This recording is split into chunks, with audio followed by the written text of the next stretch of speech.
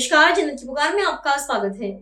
जब बोलने का मौका आता है तो जर्मनी इंग्लैंड घूमते हैं। राहुल गांधी के आरोपों पर संसद में भड़के अमित शाह। लोकसभा स्पीकर ओम बिरला के खिलाफ लाए गए अविश्वास प्रस्ताव पर जवाब देते हुए केंद्रीय गृह मंत्री अमित शाह ने कांग्रेस पर जमकर निशाना साधा। उन्होंने कहा, यह कोई सामान्य घटना नहीं है। करीब 4 दशक बाद एक बार फिर से लोकसभा अध्यक्ष के सामने अविश्वास प्रस्ताव आया है। यह संसदीय राजनीति और सदन दोनों के लिए अफसोसजनक घटना है, क्योंकि स्पीकर किसी दल के नहीं होते, सदन के होते हैं। लोकसभा में नेता प्रतिपक्ष राहुल गांधी ने आरोप लगाया कि स्पीकर ओम बिरला उन्हें बोलने नहीं देते। इस पर गृह मंत्री अमित शाह ने उनका नाम लिए बिना क्या कुछ कहा, सुन लीजिए। माननीय सभापति महोदय, आज इस महान सदन में मैं लोकसभा स्पीकर के सामने जो अविश्वास प्रस्ताव आया है, इस पर मेरे विचार व्यक्त करने के लिए खड़ा हुआ हूं। मान्यवर, एक प्रकार से ये जो घटना है वो कोई सामान्य घटना नहीं है। करीब 4 दशक के बाद एक बार फिर से लोकसभा अध्यक्ष के सामने अविश्वास प्रस्ताव आया है। और एक प्रकार से मैं ये भी कहना चाहता हूं कि संसदीय राजनीति और ये सदन दोनों के लिए ये अफसोसजनक घटना है, क्योंकि स्पीकर जो होते हैं वो किसी दल के नहीं होते, सदन के होते हैं। और एक प्रकार से सदन के सभी सदस्यों के अधिकार के वो संरक्षक भी होते हैं। उनके सामने अविश्वास प्रस्ताव कोई साहजिक घटना नहीं है। फिर भी 10 घंटे तय हुए थे मान्यवर। 10 घंटे से ज्यादा चर्चा हुई है। लगभग 13 घंटे तक सदन इस पर दोनों पक्ष विपक्ष दोनों की ओर से चर्चा की और 42 से ज्यादा सांसदों ने इसमें हिस्सा लिया है। मान्यवर, मैं पूरे सदन को बताना चाहता हूं कि स्पीकर की नियुक्ति जब हुई, अभी के विद्यमान स्पीकर साहब की जब नियुक्ति हुई, तब दोनों दलों के नेता ने एक साथ उनको आसन पर बिठाने का काम किया। इसका मतलब है स्पीकर को अपने दायित्वों के निर्वहन के लिए पक्ष और प्रतिपक्ष दोनों ने एक प्रकार से मुक्त माहौल भी देना है और दायित्वों के निर्वहन के लिए उनका समर्थन भी करना है। मगर आज स्पीकर के निर्णय पर कोई असहमति तो व्यक्त हो सकती है, मगर लोकसभा के नियमों में स्पीकर के निर्णय को अंतिम माना गया है। मान्यवर, इससे विपरीत विपक्ष ने स्पीकर की निष्ठा पर सवालिया निशान खड़ा किया और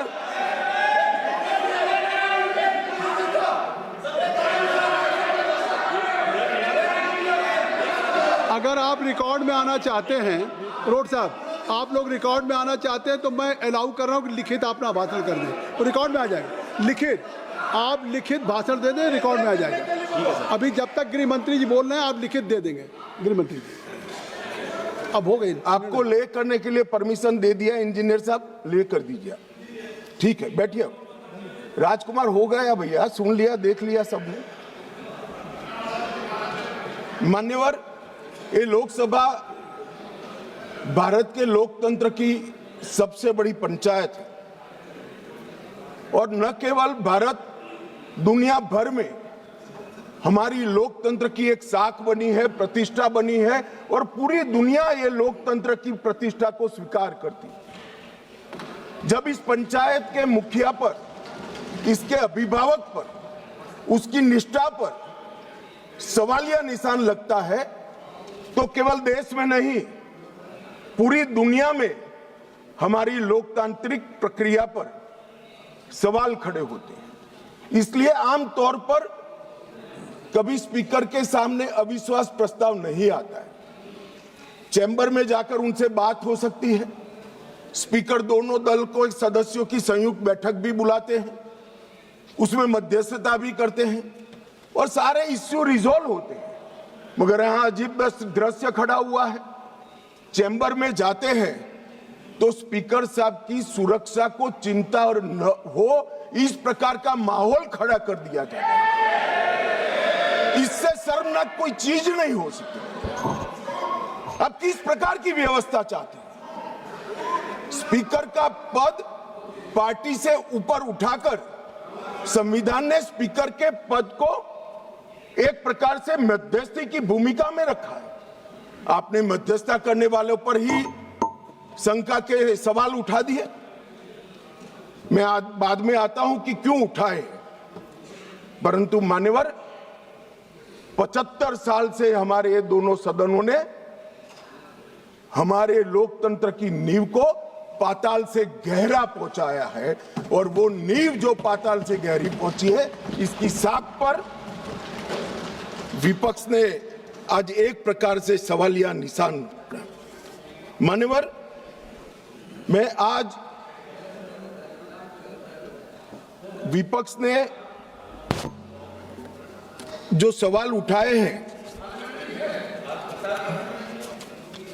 उस पर भी बाद में बात करूंगा, मगर मैं पहले कहना चाहता हूं, मान्यवर, हमारा जो स्पिरिट है और जो इस सदन का एक प्रकार से इतिहास भी है, सदन आपसी विश्वास से चलता है। पक्ष और विपक्ष दोनों के लिए सदन के स्पीकर जो होते हैं वो कस्टोडियन होते हैं, मगर उनको लोकसभा कैसे चलानी, इसीलिए इसी लोकसभा ने कुछ नियम बनाए हैं। हम हमारे अधिकार के लिए बात कर सकते हैं, हम भी कर सकते हैं, विपक्ष के मित्र भी कर सकते हैं, मगर ये सदन कोई मेला नहीं है। सदन के अंदर सदन के चलाने के नियमों के अनुसार खड़ा होकर बोलना पड़ता है। मानिए, जो सदन के नियम परमिट नहीं करते हैं उस हिसाब से बोलने का किसी को अधिकार नहीं है, कोई भी हो इसको अधिकार नहीं है। जब आप सदन के नियमों को, लोकसभा को चलाने के नियमों को नजरअंदाज करोगे तो स्पीकर का पवित्र दायित्व है कि कोई भी सदस्य हो इसको रोके, टोके और निकाल कर बाहर करे। माने, और ये जो अधिकार है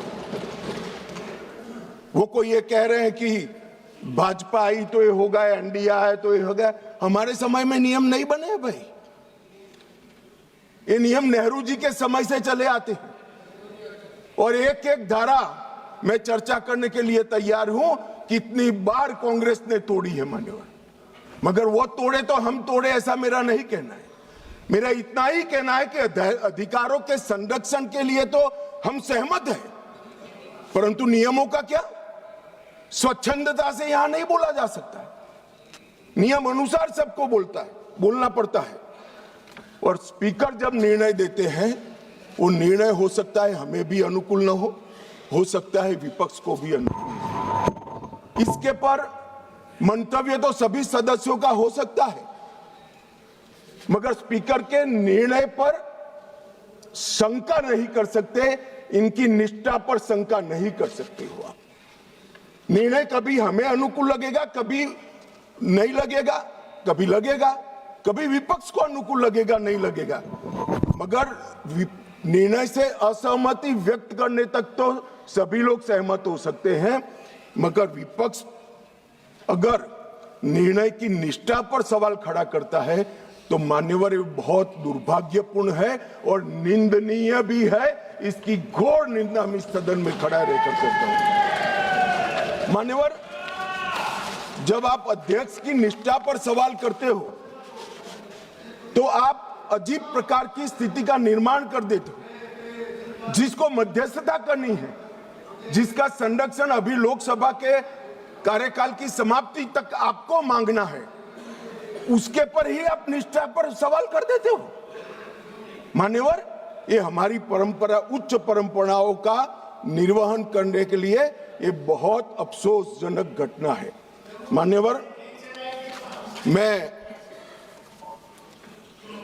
हमारे लोकतंत्र में अनेक बार परिवर्तन है। हमारी पार्टी की राजनीतिक यात्रा के जीवन में हम तो ज्यादातर वहीं बैठे हैं। बहुत कम समय है कि हम यहाँ बैठे, ज्यादातर तो कांग्रेस पार्टी और उनके साथी ही बैठे। हम भी विपक्ष में रहे, मगर 3 बार लोकसभा के स्पीकर पर अविश्वास का प्रस्ताव आया। भारतीय जनता पार्टी और एनडीए कभी विपक्ष के में रहते हुए लोकसभा स्पीकर पर अविश्वास का प्रस्ताव नहीं लाए। हमने रचनात्मक विरोध पक्ष के रूप में काम किया है। मान्य, हमने स्पीकर की पद को, गरिमा को संरक्षण करने का काम किया है और स्पीकर से हमारे कानूनी अधिकार, संवैधानिक अधिकारों के लिए संरक्षण की मांग भी करी है। हम कभी भी स्पीकर के सामने अविश्वास का प्रस्ताव लेकर नहीं आए। मान्यवर, अब तक 3 प्रस्ताव आए। 54 में जीवी मावलंकर जी के खिलाफ सोशलिस्ट पार्टी लेकर आई। 66 में सरदार हुकम सिंह जी, जो तत्कालीन लोकसभा के अध्यक्ष है, उसके सामने समाजवादी पार्टी लेकर आई और 87 में श्री बलराम जाखड़ के खिलाफ कम्युनिस्ट पार्टी ऑफ इंडिया लेकर आई। और ये सारे कमोबेश आज किसके साथ बैठे हैं? यूपीए में अंदर है मान्यवर, एक गठबंधन गठबंधन के सदस्य हैं और आज कांग्रेस पार्टी लेकर आई है, सबने समर्थन किया है। कभी भी स्पीकर की निष्ठा पर आशंका नहीं करना चाहिए, ऐसा मेरी पार्टी का बहुत मजबूत और स्ट्रॉन्ग मत है, हमारी मान्यता है। और ये तीनों जो प्रस्ताव थे, ये ध्वनि मत से एक प्रकार से खारिज कर दिए। मान्यवर, आज जब मैं यहां खड़ा हुआ हूं तब राजनीतिक आरोप एक भी नहीं करूंगा। करे हुए राजनीतिक आरोपों का जवाब जरूर दूंगा, कस कर दूंगा, परंतु मैं राजनीतिक आरोप एक भी नहीं करूंगा। मान्यवर, हम सब स्पीकर के महत्व को जानते हैं। लोकसभा के अध्यक्ष विधायी न्यायशास्त्र के सर्वोच्च न्यायाधीश होते हैं। उनके कार्यवाही के बारे में करे हुए फैसलों में सर्वोच्च अदालत भी दखल नहीं कर सकती। मान्यवर, ये प्रोटेक्शन उनको संविधान ने दिया हुआ है और वो इसलिए दिया है कि स्पीकर निर्भीक रूप से अपना काम कर सके और अध्यक्ष का प्रथम कर्तव्य होता है कि व्यवस्था और शिष्टाचार को बनाए रखना। दूसरा कर्तव्य है सभी को मौका देना और न्यायपूर्ण व्यवहार करना। परंतु प्रथम कर्तव्य क्या बताया गया? प्रथम कर्तव्य बताया गया कि यहां पर व्यवस्था और शिष्टाचार बता देना, बनाए रखना। अब शिष्टाचार क्या होता है? शिष्टाचार ये है मान्यवर कि ये लोकसभा, ये सदन चलाने के नियमों के अनुसार चले। अब कोई भी व्यक्ति खड़ा हो जाता है और अपनी मुंसफी से कुछ भी बोलेगा, स्पीकर को बिठा देना पड़ेगा। यहां विषय तय होते हैं मान्यवर। आज मैं यहां पर स्पीकर साहब के खिलाफ अविश्वास के प्रस्ताव पर बोल रहा हूं तो मैं माओवाद इस देश में समाप्त हो रहा है इस पर लेक्चर नहीं दे सकता। मैं दूंगा तो आपको बिठा देना पड़ेगा, फिर आप कहोगे देखो आप मुझे बोलने नहीं देते हो।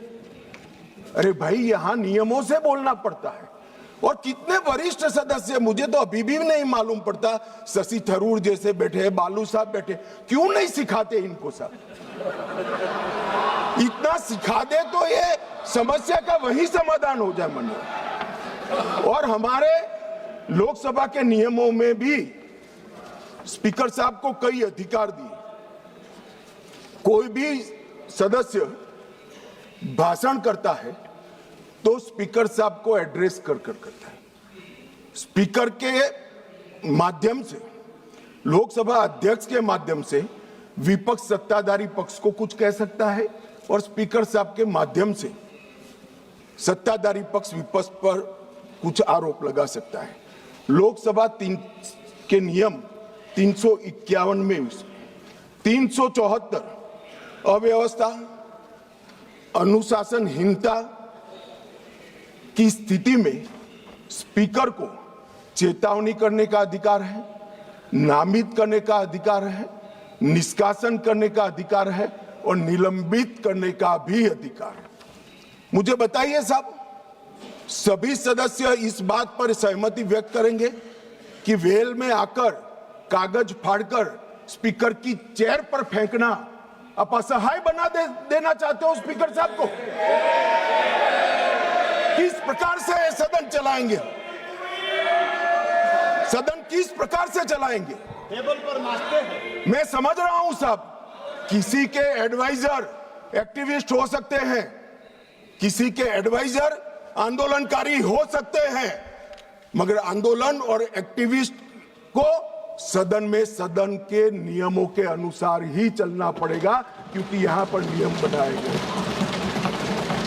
नियम 375 के तहत गंभीर अव्यवस्था की स्थिति में सदन को स्थगित करना होता है। मान्यवर, आप किसी को बोलने ही नहीं दोगे। कितने भी बड़े महत्वपूर्ण मुद्दे हो, खड़े होकर आप विरोध करते रहोगे और प्रधानमंत्री जी की चेयर तक सारे महिला सांसद एकत्रित होकर आ जाएंगे। ये मैं नहीं मानता किसी भी प्रकार से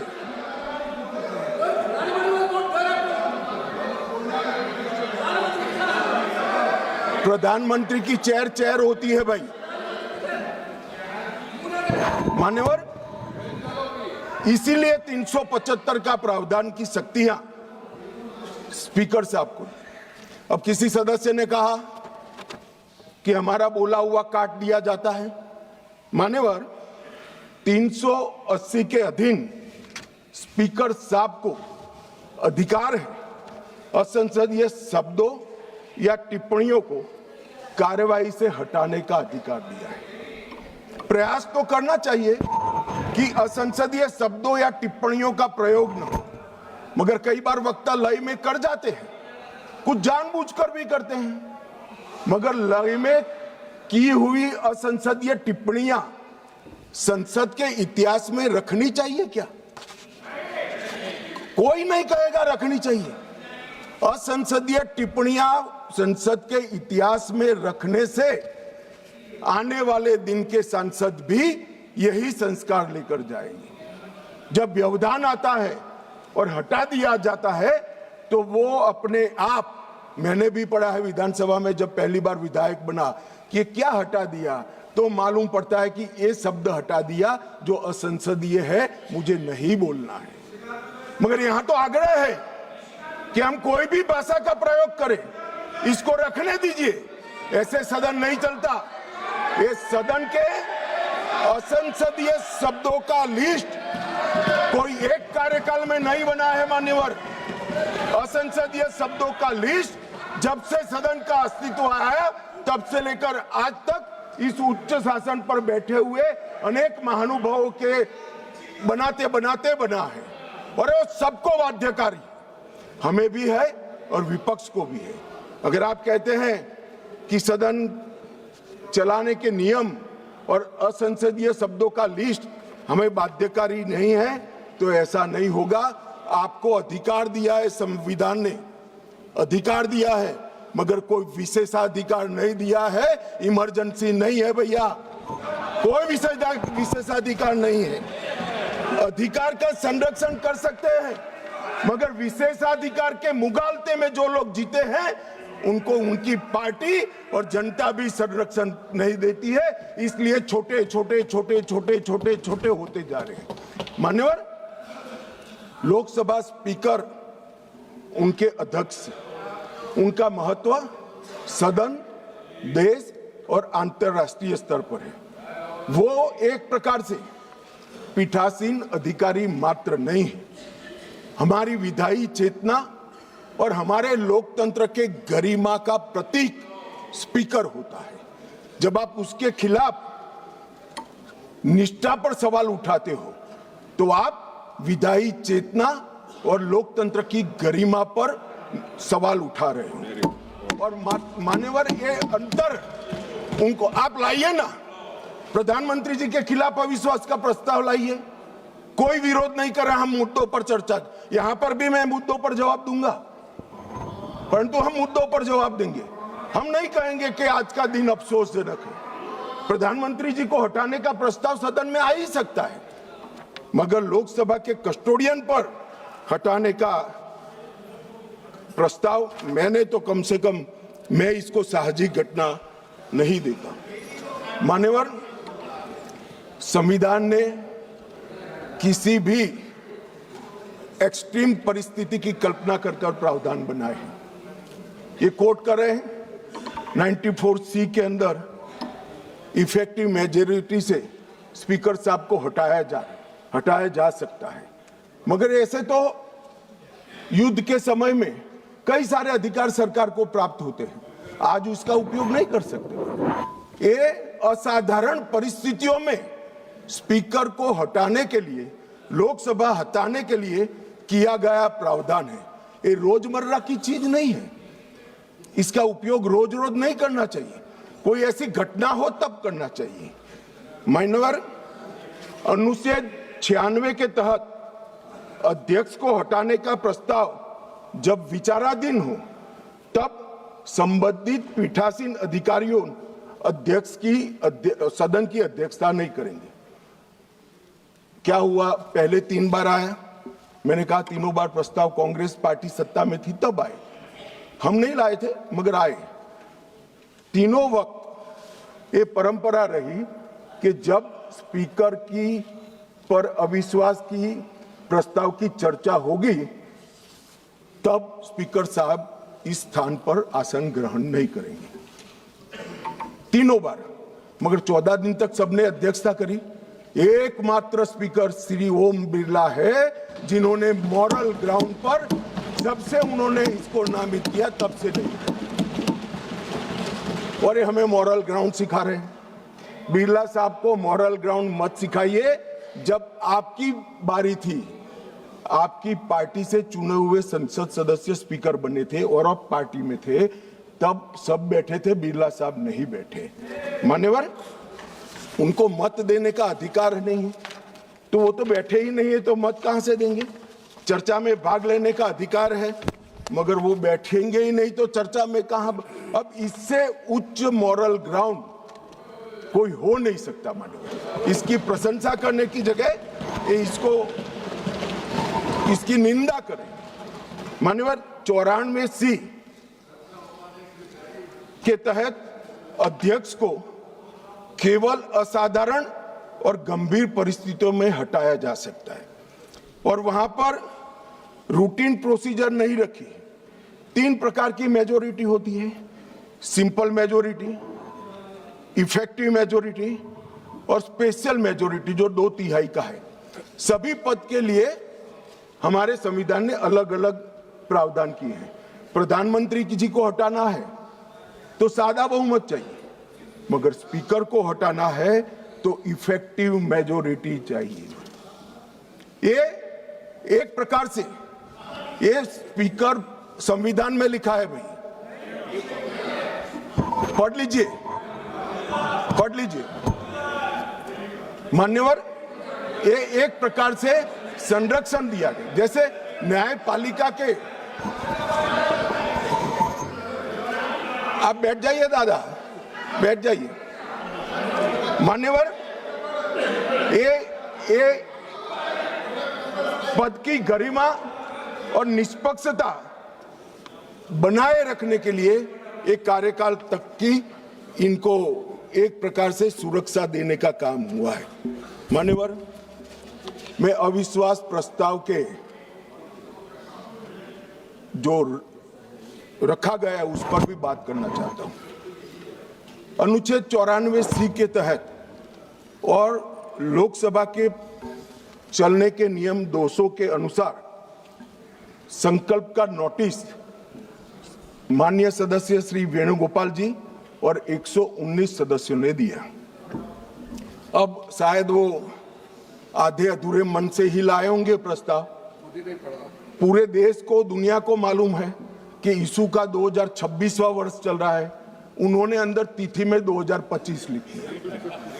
उन्होंने ऐसा सोचा कि इससे स्पीकर साहब रिजेक्ट कर सकते हैं। उन्होंने संकल्प ही संलग्न नहीं किया। जो संकल्प होता है वो संलग्न करता है, मगर भूल गए वो कॉपी संलग्न नहीं की। उनको लगा कि स्पीकर साहब इसके कारण रिजेक्ट कर देंगे और जब ये इनके ध्यान पर ला दिया गया तो उन्होंने नोटिस वापस ले लिया और दूसरा नोटिस आ गया। अब दूसरे नोटिस की बात करता हूं। दूसरे नोटिस में एकमात्र सी गौरव गोगाई के एक्चुअल हस्ताक्षर से बाकी सारे जेरोक्स थे। ये नियमों अनुसार रिजेक्ट होने का मामला है और फोटोकॉपी नहीं चलती है। सदन के सदस्य ने एक्चुअल हस्ताक्षर वाला नोटिस देना होता है। साहब चलो मान लो एक्स्ट्राऑर्डिनरी सर्कमस्टेंसेस है, वो विपक्ष के सदस्य स्पीकर साहब के सामने अविश्वास की प्रस्ताव लाना चाहते हैं, मगर इतनी गंभीरता नहीं है कि नियमों के अनुसार लाए, नियमों के अनुसार लाए। मान्यवर, ये नियम पढ़ते ही नहीं है। कोई पार्टी के नियम से सदन नहीं चलेगा, इस लोकसभा के नियमों से ही ये सदन चलेगा। मान्यवर, फिर भी स्पीकर साहब की ऑफिस ने उनको मौका दिया कि भाई इतने इतने गलतियां हैं, आप सुधार लो।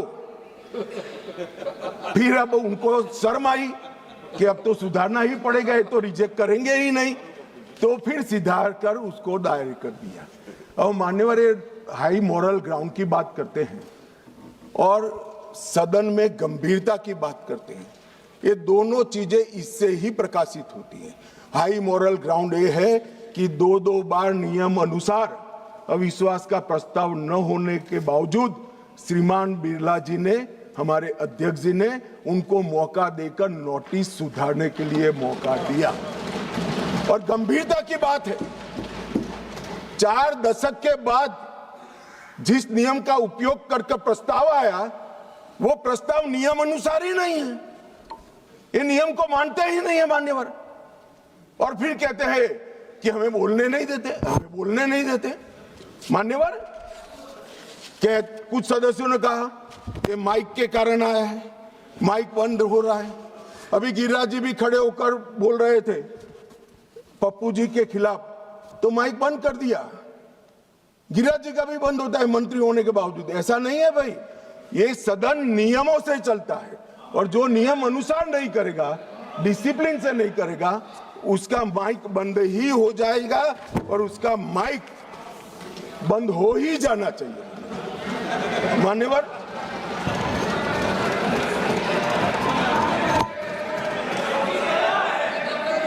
मान्यवर, उन्होंने नोटिस दिया, अंतराल के बाद सदन फिर से शुरू हुआ। 9 तारीख को 14 दिन समाप्त हो गए। अब वो प्रस्ताव किसका था? तो विपक्ष का था। हम तो तैयारी कर आए थे, स्पीकर साहब चेयर पर भी नहीं बैठे। उनके खुद के प्रस्ताव के प्रति भी वो गंभीर नहीं है। जिस दिन उनका लाया हुआ प्रस्ताव जो 4 दशक के बाद रूल्स का उपयोग कर लाए थे, वो प्रस्ताव की चर्चा करने की जगह उन्होंने सदन को बिखेर देने का काम किया। इससे ज्यादा शर्मनाक घटना कोई नहीं हो सकती। आपके खुद के प्रस्ताव पर आप चर्चा नहीं करना चाहते हो और फिर कहोगे हमें बोलने नहीं देते। बिजनेस एडवाइजरी कमेटी ने सबकी सहमति से 9 तारीख मुकर्रर की थी मान्यवर, वो भी बैठे थे। हम सबको मालूम है बोलने के विषय बिजनेस एडवाइजरी कमेटी तय करती है, सदन का बिजनेस एडवाइजरी कमेटी करती है। आपकी सहमति से 9 तारीख को आया और ये इससे सहमत नहीं, सदन को डिस्पर्स कर लिए मान्यवर। और मैंने तो साहब ये कितनी गंभीरता है मैं बताता हूं। इन्होंने पूरे भाषण मैंने ध्यानपूर्वक पढ़े भी है, सुने भी है मान्यवर। 80% से ज्यादा भाषण स्पीकर के कंडक्ट पर नहीं है, सरकार का विरोध करने के लिए। अरे भले आदमी, सरकार का विरोध करने के लिए ढेर सारी धाराएं हैं, ढेर सारे नियम हैं। आप सरकार का विरोध करने के लिए आज लोकतंत्र के गरिमा का प्रतीक लोकसभा स्पीकर पर आप सवालिया निशान देते। मान्यवर, कल भी कहा कि कैसे हुआ मान्यवर। तीनों बार लोकसभा के स्पीकर के खिलाफ जब अविश्वास प्रस्ताव आया, डेप्यूटी स्पीकर ने इसको संचालित किया।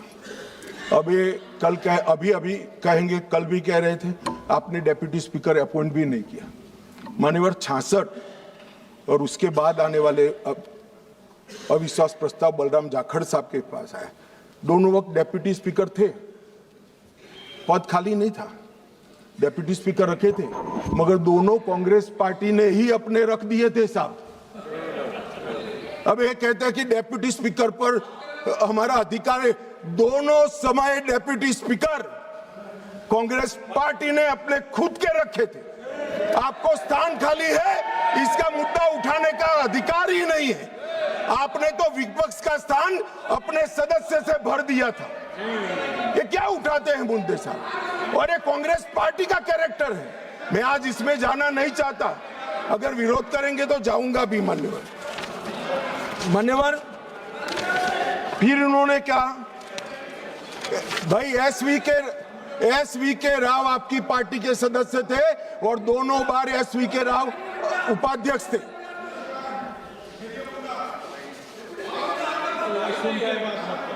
भैया 54 एक मिनट बैठ जाओ 1954 उपाध्यक्ष श्री एम अनंतसयम अयंगर कांग्रेस पार्टी के थे।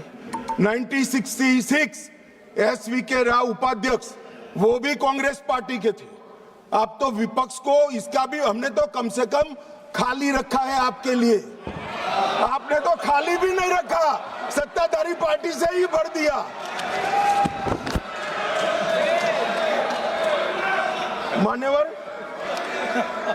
मान्यवर हमें परंपराएं सिखाते हैं मान्यवर।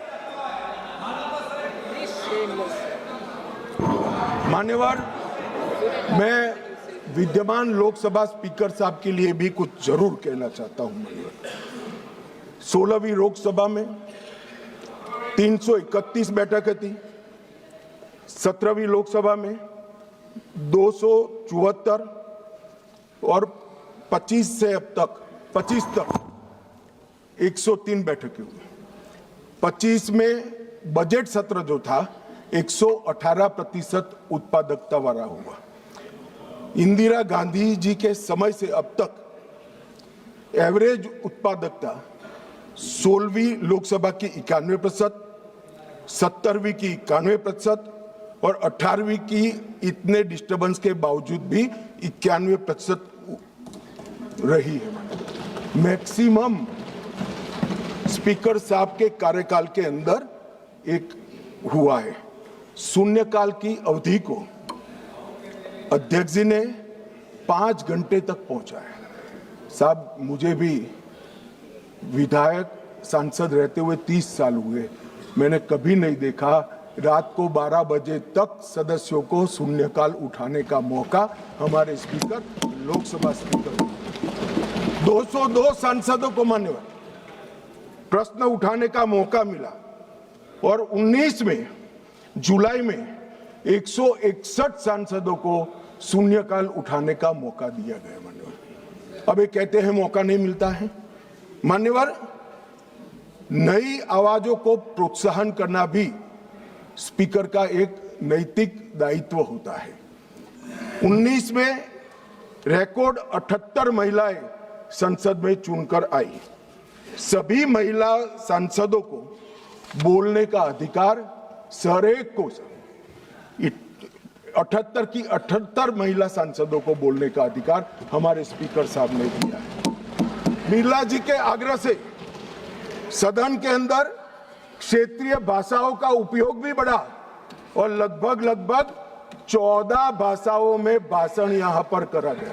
मान्यवर, बहुत बड़ी बात, सदस्य अपनी भाषा में बात कर सकता है और पहली बार अनुवाद की पैनल पूरी हुई है मान्यवर, और ये बहुत बड़ी बात है। डिजिटल संसद 2.0 लगभग 8000 घंटे का ऑडियो विजुअल रिकॉर्डिंग डिजिटल कर दिया गया है। आज युवाओं को संसद की भाषण और चर्चाएं सुननी है तो वो डिजिटली मान्यवर उपलब्ध है। राष्ट्रीय ई विधान एप्लीकेशन पूरी लोकसभा को पेपरलेस करने की दिशा में हम आगे बढ़ चुके हैं और मान्यवर, राष्ट्रमंडल अध्यक्षों के पीठासीन अधिकारियों का 28वां जो सम्मेलन हुआ, इसमें बिरला साहब के भाषण को उपस्थित सभी संसद के स्पीकर्स ने इसकी बुरी प्रशंसा कर संसद की बढ़ा है। बिरला साहब ने ही बिल पर प्री सेशन ब्रीफिंग करने का अवसर सांसदों को दिया और सबसे बड़ी बात, अंग्रेजों के समय में बनी हुई संसद से हम भारत की आजादी के बाद बनी हुई संसद में भी बिरला साहब मान्यवर, ये मैं इसलिए बता रहा हूं कि इसमें से कोई चीज उनकी मंशा से नहीं की है, सबको सर्वसहमति से किया है। मान्यवर, पूरे देश भर में भारतीय जनता पार्टी की छवि खंडित करने के लिए एक प्रचार चल रहा है। उन्हें बोलने नहीं दिया जाता, मगर मैं जो लोग ये प्रयास करें उनको कहना चाहता हूं, इससे भारतीय जनता पार्टी की छवि खंडित नहीं होती, क्योंकि कौन बोलेगा, कितना बोलेगा, कब बोलेगा और क्या बोलेगा, वो निर्णय सत्ताधारी पार्टी नहीं कर सकती। मान्यवर, आप करते हो, ये स्पीकर करते हैं। जब आप सुन लो ना, सुन लो, पहले सुन लो। मान्यवर, मैं स्पष्ट करना चाहता हूं कि हमने कभी विपक्ष की आवाज दबाने का काम नहीं किया और ये लोग जो अभी मेरी आवाज दबाने का प्रयास कर रहे हैं, उनको मैं कहना चाहता हूं, विपक्ष की आवाज दबाने का काम तो 1975 में हुआ था, जब समूचा विपक्ष जेल के अंदर बंद कर दिया गया। ये विपक्ष की आवाज दबाना कहते हैं मान्यवर, और ये नियमों के अनुसार सदन चलाने का दायित्व मान्यवर स्पीकर का होता है और ये स्पीकर को जो दायित्व दिया है वो लोकसभा के नियमों के तहत दिया है, जो बिरला साहब के समय में नहीं बने। 349 इनकी अविश्वास की प्रस्ताव में जिस स्पीकर के अधिकार के कारण अविश्वास प्रस्ताव लाए, मैं सब स्पष्ट करना चाहता हूं। सदन में सदस्य का समग्र आचरण कैसा हो वो तय करने का अधिकार नियम संख्या 349 में पीठ को दिया है, आसन को दिया है। बोलते वक्त भाषा, प्रासंगिकता और मर्यादा तीनों उसका निर्णय करने का काम माननीय अध्यक्ष जी को दिया है। मैंने पहले भी कहा कि मैं आज यहाँ स्पीकर साहब के अविश्वास के प्रस्ताव पर बोल रहा हूं, तो इस देश में माओवाद समाप्ति के कगार पर आया, इस पर नहीं बोल सकता, इसकी प्रासंगिकता नहीं है मान्यवर। और कितना बोलना है इसके लिए भी कुछ नियम बने हैं, कुछ परंपराएं बनी हैं। और मान्यवर, ये जो कहते हैं, मैं आज कांग्रेस पार्टी को थोड़ा बताना चाहता हूं। मान्यवर, 70वीं लोकसभा कांग्रेस पार्टी को 157 घंटे और 55 मिनट का समय दिया गया, जबकि उनके 52 सदस्य थे। इसकी तुलना में बीजेपी को 349 घंटे और 8 मिनट दिए गए, जबकि हमारी सदस्य संख्या 303 है। प्रोरेटा देखे तो बीजेपी से कांग्रेस पार्टी को 6 गुना अधिक समय देने का काम स्पीकर साहब ने किया है। मगर साहब, सीन कैसा है? दूसरे शब्दों में बीजेपी के पास 6 गुना अधिक सदस्य थे, मगर हमें अन्याय हुआ है। और 18वीं लोकसभा में कांग्रेस पार्टी द्वारा कल तक 71 घंटे बोला गया, उनके पास 99 सदस्य हैं। और भारतीय जनता पार्टी को 71 बनाम 122 घंटे मिले हैं, जबकि हमारे 239 सदस्य हैं। तो एक प्रकार से इसमें भी 18वीं लोकसभा में भी कांग्रेस को भाजपा से 2 गुना समय। और मान्यवर, विपक्ष के नेताजी का ग्रीवेंसेस है कि मुझे बोलने नहीं दिया जाता, विपक्ष के नेता की आवाज दबा देते। अब मान्यवर, मैं उनको पूछना चाहता हूं, कांग्रेस पार्टी में 157 घंटा 55 मिनट बोला गया, वो कौन बोलेगा, वो तय कौन करेगा? स्पीकर करेंगे क्या? नहीं, वो तय आपको करना है, विपक्ष के नेता ने करना है। मगर बोलने का मौका आता है तब जर्मनी होते हैं, इंग्लैंड होते हैं मान्यवर, और फिर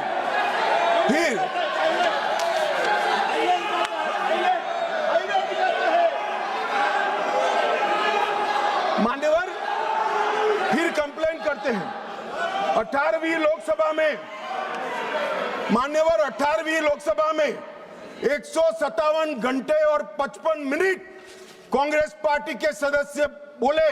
मैं आपके माध्यम से विपक्ष के नेता को पूछना चाहता हूं, आप कितना बोले? क्यों नहीं बोले? कौन से स्पीकर ने रोका था आपको? कोई नहीं रोक सकता। एक गलत प्रचार किया जा सकता है, किया जा रहा है लोकसभा को बदनाम करने के लिए। मान्यवर, 18वीं लोकसभा में, इस लोकसभा में जो सदन अभी अस्तित्व में है, 71 घंटा दिया गया आपको। कितना बोले भाई? और क्यों नहीं बोले? वो तो आपका अधिकार है, कौन बोलेगा? अरे वो छोड़िए साहब, विपक्ष के नेता की पार्टी लोकसभा स्पीकर पर अविश्वास का प्रस्ताव लेकर आई है, उस पर भी विपक्ष के नेता कुछ नहीं बोलते हैं। तो भैया क्यों लाए हो प्रस्ताव? मान्यवर, ये बोलने नहीं देते हैं, वो ठीक नहीं। वो बोलना नहीं चाहते हैं, और बोलना चाहते हैं तो नियम अनुसार बोलना नहीं आता है। ये कोई सभा नहीं है, यहां पर हर सदस्य ने लोकसभा के नियमों के अनुसार बोलना है। अब उन्होंने कहा, कल माननीय सदस्य वेणुगोपाल जी ने मुद्दा उठाया, 40 बार या 38 बार जो बोले, मुझे फिगर याद नहीं है, विपक्ष के नेता को टोका गया, रोका गया। भाई, स्पीकर के द्वारा एक बार टोकने के बाद दूसरी बार आप वही बात करोगे तो स्पीकर के पास क्या विकल्प रहता है? जब यहां से श्री राजनाथ सिंह जी ने कह दिया कि अप्रकाशित पुस्तक है, आप मैगजीन को कोट नहीं कर सकते, और मैगजीन भी वो जिसकी छवि उनके पार्टी के मैगजीन की हो। मान्यवर, इसको कोट कर लोकसभा में बोलने का किसी को अधिकार नहीं है, मगर आप उसी विषय पर बोलोगे तो आपको टोकना पड़ेगा। फिर उन्होंने कहा, वो उसके बाद एसआईआर पर चर्चा थी, मैं यहीं बैठकर उनको सुन रहा था। मेरे जवाब में वो खड़े हो गए, स्पीकर साहब ने उनको बोलने के लिए कहा। ऐसा नहीं है, नहीं कहते हैं। मेरे भाषण के बीच में मुझे भी बिठा दिया और विपक्ष के नेता को बुला दिया। तो उन्होंने कहा, आप पहले मैं कहता हूं वो बोलिए। अब साहब मुझे बताओ, किसी भी वक्ता का भाषण कोई अन्य संसद सदस्य कैसे तय कर सकता है? मैं क्या राहुल गांधी जी को कह सकता हूं कि आप ये बात पहले बोलिए, दूसरी बोलिए, तीसरी बोलिए, चौथी बोलिए? नहीं कह सकता। अगर मैं नहीं कह सकता तो वो भी नहीं कह सकते। मान्यवर, वो कहते हैं कि ये करिए, फिर भी सदन डिस्टर्ब किया तो अचानक उनको एक आइडिया आया कि एक आइडिया है। फिर अपने आप उन्होंने आइडिया को सर्टिफाइड कर दिया, गुड आइडिया, ऐसा करके सर्टिफाइड। आइडिया क्या था कि मेरी प्रेस कॉन्फ्रेंस पर बहस हो जाए। भाई ये साख मार्केट नहीं है, लोकसभा है। यहां बहस के विषय तय होते हैं और आपके परनाना से लेकर आपकी दादी जी से लेकर आपके पिताजी तक बड़े बड़े नेता थे भारत के, किसी की प्रेस कॉन्फ्रेंस पर लोकसभा ने बहस नहीं करी है मान्यवर। और अगर ये अपेक्षा करते हैं कि इनकी महान प्रेस कॉन्फ्रेंस पर जिसकी बुनियाद झूठ थी उस पर सदन बहस करे, तो इस सदन का स्तर न गिरने देकर श्री ओम बिरला जी ने सदन पर उपकार किया है।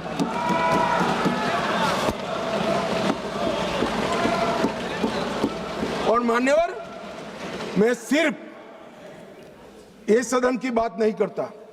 70वीं लोकसभा में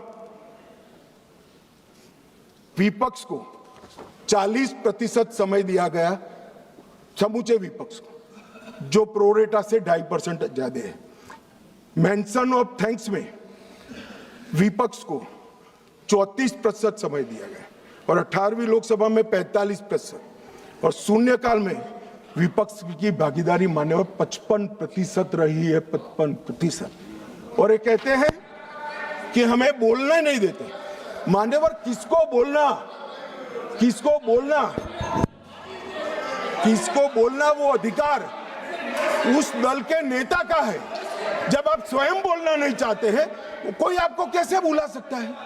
आप स्वयं बोल, इतने घंटों में आप जब भी चाहे बोल सकते थे, मगर भाई बोलना तो ये अविश्वास प्रस्ताव आने के बाद भी नियम अनुसार ही बोलना पड़ेगा। और अगर नियम की समझ नहीं है तो 2 सीनियर सांसदों से किसी को भी समझना पड़ेगा।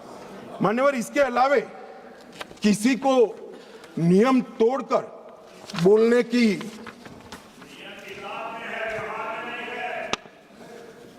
ये व्यवहार पर भी आता हूं, थोड़ी देर ठहर जाइए। मान्यवर, ये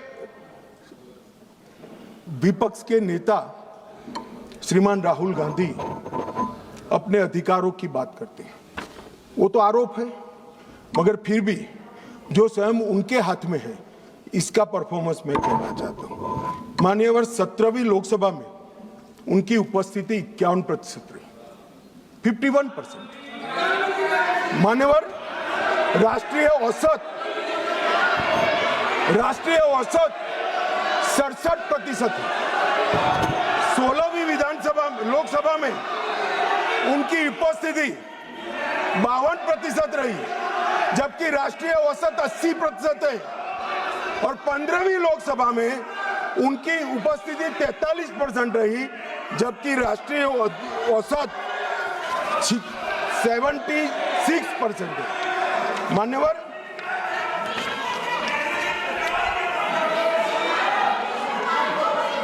ये तो सब ऑन रिकॉर्ड है ना। मान्यवर, ये मुझे बोलने नहीं देते। देखिए, देखो साहब, ये मुझे बोलने नहीं देते जब तक यील्ड नहीं करेंगे आप लोग।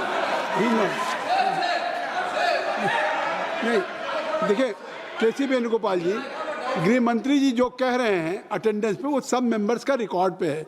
वो अगर उसमें कोई गलत हो, अगर कोई गलत बात कही हो कि नहीं इनका अटेंडेंस ज़्यादा है, एवरेज से ज़्यादा है, तो वो बात आप खड़ा करिए, उस बात पे आप कहिए क्या कहना चाहते हैं।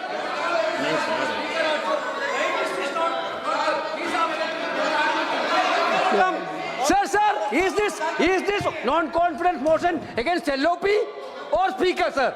नहीं, I thought that Home Minister is talking about the non-confidence He is motion quite against aware. LOP. He is quite Complaint aware. against LOP. No, he is Sir, quite this aware is that non-confidence motion against There Speaker. is no confidence Not against motion LOP. against the Speaker, and it has been brought by your Congress party. Now गृह मंत्री जी, माननीय गृह मंत्री, अरे छोड़िए, तो वो नहीं बोलेंगे।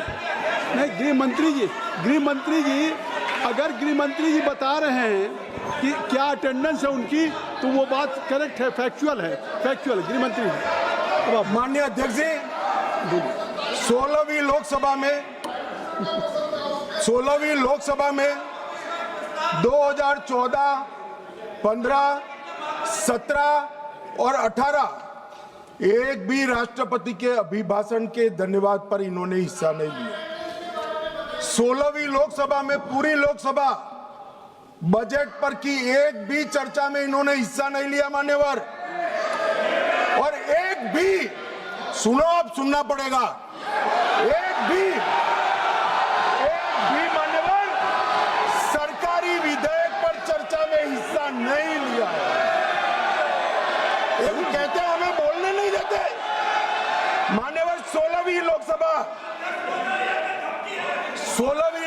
में और 17वीं लोकसभा में 19, 20 और 21 राष्ट्रपति अभिभाषण पर हिस्सा नहीं लिया।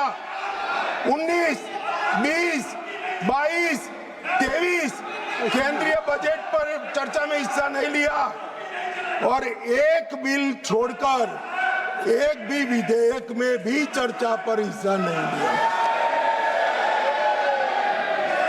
18वीं लोकसभा 25 में केंद्रीय बजट पर की चर्चा में भाग नहीं लिया और मान्यवर उनकी पार्टी 4 दशक के बाद हम सब अफसोस कर रहे हैं ऐसा प्रस्ताव लेकर आई है।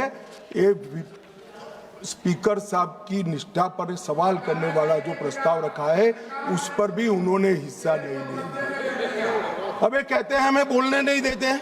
मेरा कहना है कि वो बोलना नहीं चाहते। मान्यवर, कई सारे ऐसे विधेयक हैं, बहुत महत्वपूर्ण युगांतकारी विधेयक है। भूमि अधिग्रहण हिस्सा नहीं, संविधान का 122वां संशोधन हिस्सा नहीं, आधार प्रणाली हिस्सा नहीं, मुस्लिम महिला तलाक विधेयक हिस्सा नहीं, जम्मू कश्मीर पुनर्गठन विधेयक हिस्सा नहीं, 370 को रद्द करना हिस्सा नहीं, नागरिकता संशोधन सीएए हिस्सा नहीं, महामारी रोग संशोधन विधेयक हिस्सा नहीं, पूरा शीतकालीन सत्र अनुपस्थित रहे, भारतीय न्याय संहिताओं के 3 युगांतकारी कार्यक्रम आए, बिल आए, हिस्सा नहीं, इनकम टैक्स सुधार का बिल आया, हिस्सा नहीं, वित्त विधेयक 24 हिस्सा नहीं,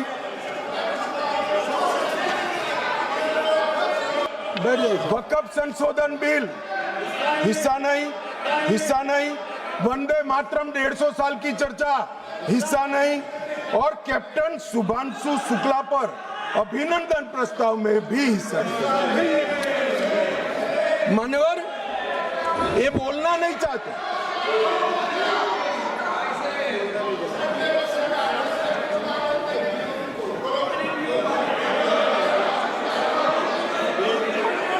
आप बैठ जाएं। दादा, ममता दीदी टिकट काट देगी, बैठ जाओ। बैठ जाओ, स्वागत है बैठ जाओ। मान्यवर, अब मैं आप बैठिए। देता हूँ जवाब। बैठ कल्याण बनर्जी जी आगे बाकी है। आप कल्याण बनर्जी बैठ जाइए। स्वागत। नहीं अभी इतना बाकी है, बैठो ना, आ जाएगा। Nothing will go on record, केवल गृह मंत्री जी का जवाब है। मान्यवर,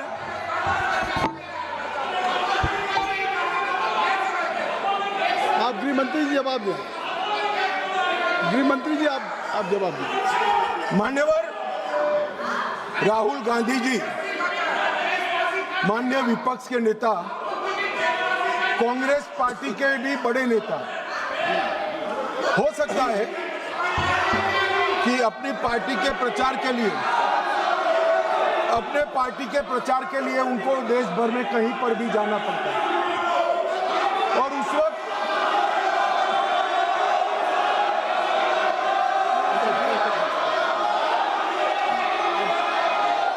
कृपया आप लोग बैठ जाएं।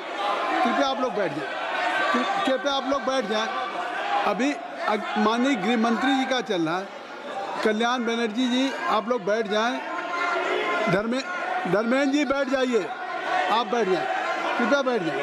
आपके नेता बैठे हुए हैं, आप भी मैडम सैलजा बैठ जाइए, सब लोग बैठ जाइए ना। चन्नी साहब आप बैठ जाइए, आप सब लोग बैठ जाइए। महुआ मोहित्रा जी बैठिए, बैठिए, कल्याण बैठिए, नहीं, आप बैठ जाइए,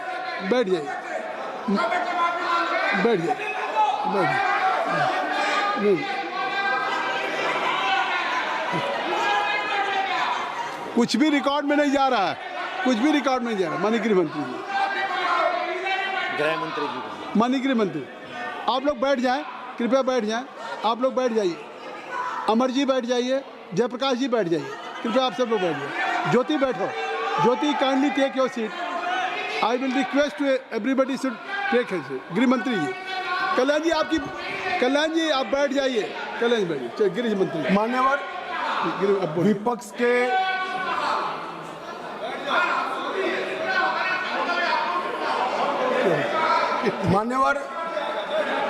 विपक्ष के नेता राहुल गांधी जी कांग्रेस पार्टी के भी बड़े नेता हैं।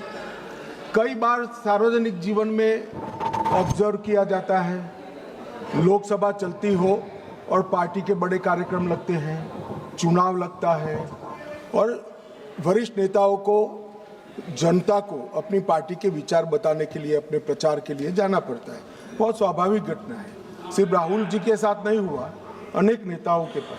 मगर इसमें रसप्रद ये है कि यहां नहीं थे तो कहां थे? मान्यवर, शीतकालीन सत्र 2025 वो जर्मनी की यात्रा पर थे। बजट सत्र 25 वियतनाम की यात्रा पर थे। बजट सत्र 23 इंग्लैंड की यात्रा पर थे। बजट सत्र 18 सिंगापुर और मलेशिया की यात्रा पर थे। मॉनसून सत्र 20 विदेश यात्रा पर थे। बजट सत्र 15 इसमें से 60 दिन विदेश यात्रा में रहे। अब सब एक भयंकर कोइंसिडेंट है। जब भी बजट सत्र आता है या महत्वपूर्ण सत्र आता है, उनकी विदेश यात्रा लग जाती है और फिर कहते हैं हमें बोलने नहीं देते। भाई विदेश से सदन में कैसे बोलोगे बताओ भाई, कोई मुझे समझा दे मान्यवर। जो आदमी जर्मनी में है, इंग्लैंड में है, सिंगापुर में है, वो यहाँ कैसे बोलेगा?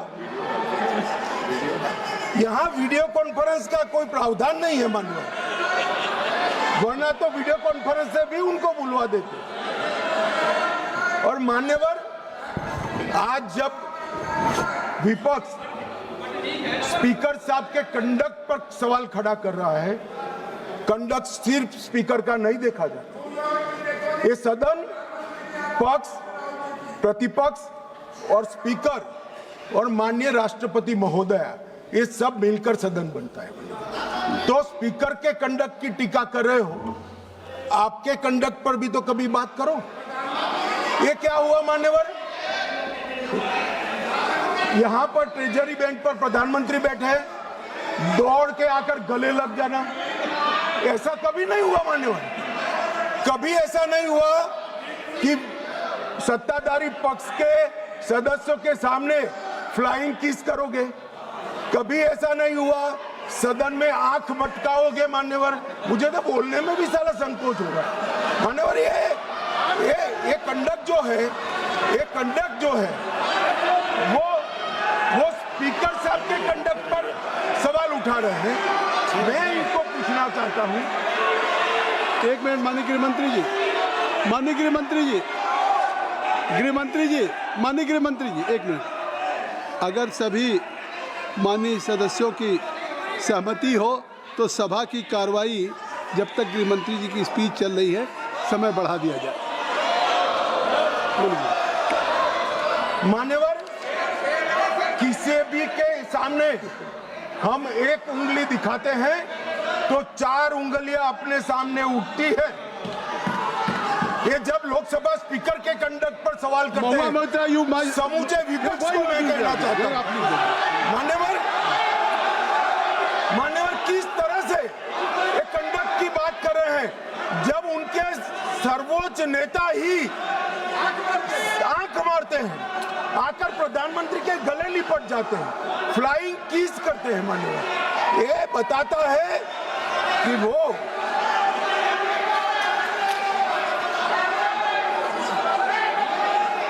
provoking. No, you are provoking. No, please. No. Nothing will go on the card. I will request. You are provoking. Bhagwa Moitra is provoking. Kindly, please.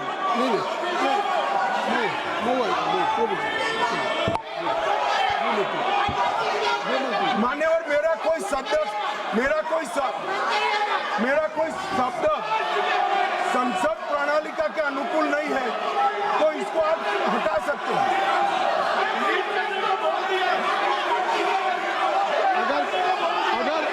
अगर कोई ऐसा शब्द होगा तो उसको मैं कार्रवाई में देख लूंगा। कोई शब्द होगा तो उसको कार्रवाई में देख लूंगा। चलिए, मैं कार्रवाई में देख लूंगा। मैं देख लूंगा। माननीय गृह मंत्री जी, माननीय गृह मंत्री जी,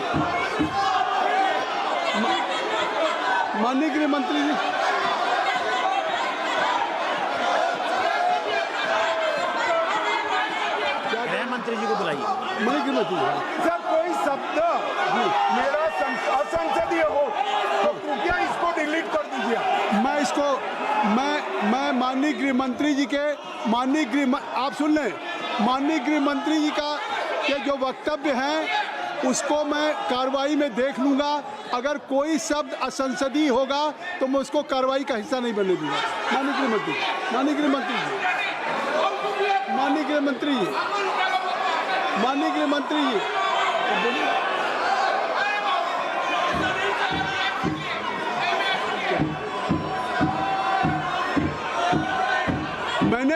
जी, मैंने एक ruling they the Jyoti, I have already given A ruling. देखिए, मैंने कह दिया माननीय गृह मंत्री जी के अगर जो जवाब है, उनका वक्तव्य है, उसमें कोई भी अनपार्लियामेंट्री वर्ड्स होगा तो I will look into it and that will be expand. I have given promise, this is my ruling. आप जानबूझ करके सदन की कार्रवाई न करें। नहीं, ये नहीं। आप सुनने का धैर्य रखिए। आपने इतनी बातें कही, नहीं, you have spoken, I think so, you have made a lot of charges against the government. नहीं, in your speech Gaurav Gogoi also he has spoken against the government. अगर उसका जवाब दे रहे हैं, अगर गृह मंत्री जवाब दे रहे हैं तो उनका अधिकार है, आप इसको सुनिए। यही तो कह रहे हैं। नहीं, सदन नियमों से चलेगा, सदन परंपराओं से चलेगा। नहीं, आखिर आप बोले, आपको किसी ने डिस्टर्ब नहीं किया। गौरव जी, मेरी रिक्वेस्ट सुन लें। आप ज्योति चलो, मैं कह रहा हूँ, आप कृपया चलें। जब मैं कह रहा हूँ कि धर्मेंद्र जी, गौरव जी, आखिर आप लोगों ने इस अविश्वास प्रस्ताव पे, मोशन पे आपने हर दल के लोगों ने जो बातें हुई, अविश्वास के साथ साथ सरकार के खिलाफ भी आपने कहा, सरकार के ऊपर आरोप लगाया, प्रधानमंत्री पे आरोप लगाया आपने सरकार। तो अगर अब गृह मंत्री जी सरकार की तरफ से जवाब दे रहे हैं तो उनको पूरा अवसर है, क्योंकि आपने अगर आरोप लगाए हैं, आपने कंडक्ट से हट करके केवल स्पीकर के उस टेक्स्ट तक नहीं थे। Jyoti madam, Jyoti, your most of the speaker they have level charges against. और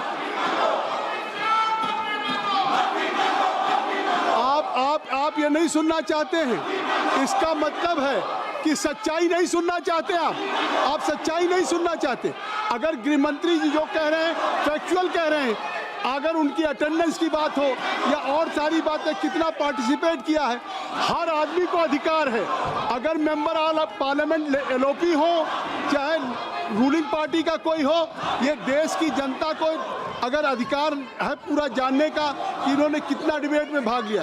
तो इसलिए आप गृह मंत्री का जवाब सुनिए। आपने चार्जेज लगाए नहीं, आप ये क्या बात, ये कौन सी बात, किस बात पे, किस बात पे? कोई सवाल नहीं। माननीय गृह मंत्री जी, माननीय गृह मंत्री जी,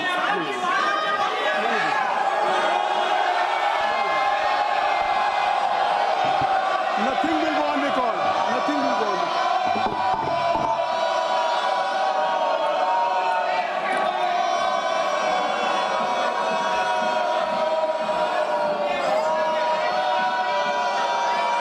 मान्यवर, जब विपक्ष के सदस्य श्री गौरव गोगोई भाषण कर रहे थे, उन्होंने किया कि हम चीन की सीमा की चर्चा करना चाहते थे। एक अप्रकाशित पुस्तक के रेफरेंस से चर्चा करना चाहते थे, आपने करने नहीं दिया। मगर मैं पूरी कांग्रेस पार्टी को पूछना चाहता हूं कि अक्साई चीन का 38,000 वर्ग किलोमीटर क्षेत्र किसके समय में चीन हड़प गया? कांग्रेस पार्टी के समय में हड़प गया। और साहब, उस वक्त विपक्ष को प्रधानमंत्री जी ने जवाब क्या दिया? श्री जवाहरलाल नेहरू ने, कि वहां घास का एक तिनका भी नहीं उगता। ये तो उनकी मानसिकता है। 1962 में चीन पूरा नैफा पड़ा लिया। नेहरू जी ने कहा, my heart goes out to the people of Assam. Assam को बाय बाय कह दिया मान्यवर। इनके समय में चीन ने भारत का एक बहुत बड़ा क्षेत्र हड़प लिया, और वो चीन की बात कर रहे हैं। मान्यवर, जब कांग्रेस के रक्षा मंत्री एंटोनी जी यहाँ थे, उन्होंने कहा 6 सितंबर 2013 को देश की संसद में कहा कि सीमा पर सड़कें बनाएंगे तो दुश्मन अंदर आ जाएगा। वो सेनाएं किसके लिए है मान्यवर? और स्वयं लीडर ऑपोजिशन लोकलाओं में हमारे और चीन की सेनाएं आमने सामने थी। वो चीनी दूतावास में मुफ्त मीटिंग कर रहे। पहले तो उन्होंने डिनाई किया, पर चीनी दूतावास जब इसका कंफर्मेशन किया तो उन्होंने कहा जानकारी लेने के लिए गए। अरे जानकारी लेनी थी तो रक्षा मंत्री जी को मिलते, प्रधानमंत्री जी को मिलते, राष्ट्रपति जी को मिलते। चीन के दूतावास से जानकारी आप लेना चाहते हो मान्यवर? वर्ष 2005-6 में राजीव गांधी फाउंडेशन को चीनी दूतावास से 1 करोड़ 35 लाख रुपया का अनुदान मिला। ये राजीव गांधी फाउंडेशन चीनी दूतावास से दान लेता है, और इसी के तहत इनका FCRA का लाइसेंस 2022 में रद्द होगा। अब मुझे बताएं कांग्रेस के लोग कि ये पैसों से क्या रिसर्च किया गया? मान्यवर, कांग्रेस की वरिष्ठ नेत्री और श्री राहुल गांधी की उपस्थिति में 7 अगस्त 2008 को चीनी कम्युनिस्ट पार्टी के साथ कांग्रेस पार्टी ने MOU करा। अब वो घोषित करे MOU क्या था। और मान्यवर, आज चीन UNSC में अगर सदस्य है तो जवाहरलाल नेहरू की सो कॉल्ड उदारता के कारण है। सदस्यता पर अधिकार सबसे बड़े पैट्रियोटिक देश के नाते भारत का था, उन्होंने चीन को जगह कर दी। और ये selected words of Jawaharlal Nehru volume 29 post number 303 में लिखा हुआ है। मान्यवर, मैं आज यहाँ कहने आया हूँ, इन्होंने कहा कि अमेरिका के डील में भारत के किसानों का नुकसान हुआ है। मैं स्पष्टता करना चाहता हूं, भारत के किसानों का कोई नुकसान एक भी डील के अंदर नहीं हुआ। ये सर्वदा झूठ खिलाया जाता। भारत के किसानों का नुकसान तो WTO में 2013 में आपने किया था। अंतरिम पीस क्लॉज को स्वीकार कर लिया, जिसको हमारी आज की वित्त मंत्री जब व्यापार मंत्री थी तब इसको वो असहमति व्यक्त कर आई, इसलिए आज हमारे किसान बचे हुए। अभी मान्यवर, यहाँ पर AI समिट हुआ, 80 देशों के AI के एक्सपर्ट और बड़ी बड़ी कंपनियां आई, 20 से ज्यादा देशों के राष्ट्राध्यक्ष आई, और कांग्रेस अपनी परंपरा के तहत कपड़े उतारकर वहां पर प्रदर्शन कर रही है और कहते हैं कि प्रदर्शन का अधिकार है। दिल्ली में प्रदर्शन के लिए जंतर मंतर का स्थान तय किया गया और ये जंतर मंतर का स्थान प्रदर्शन करने का स्थान। अब जहां 22 राज्यों के अध्यक्ष बैठे, राष्ट्राध्यक्ष बैठे, वहां जाकर भारत की शान बिगाड़ने का काम। मान्यवर, भाजपा का विरोध करते ये भारत का विरोध करने लगे। और ये जो प्रस्ताव है लोकसभा के स्पीकर के सामने, वो भी इसलिए लाए हैं कि कहीं से भी चुनाव में इनको सफलता नहीं मिली। चुनाव आयोग पर सब शंका उठाना, सुप्रीम कोर्ट पर शंका उठाना, न्यायपालिका पर शंका उठाना, एजेंसियों पर शंका उठाना और स्पीकर की चेयर पर भी शंका था। एक टोटल नकारात्मक मोड़ में कांग्रेस आ गई है मन, और इसलिए इस सदन बहुमत के साथ एक बढ़ता दिखाई पड़ता है कि इस प्रस्ताव को बहुमत के साथ खारिज कर दिया जाए।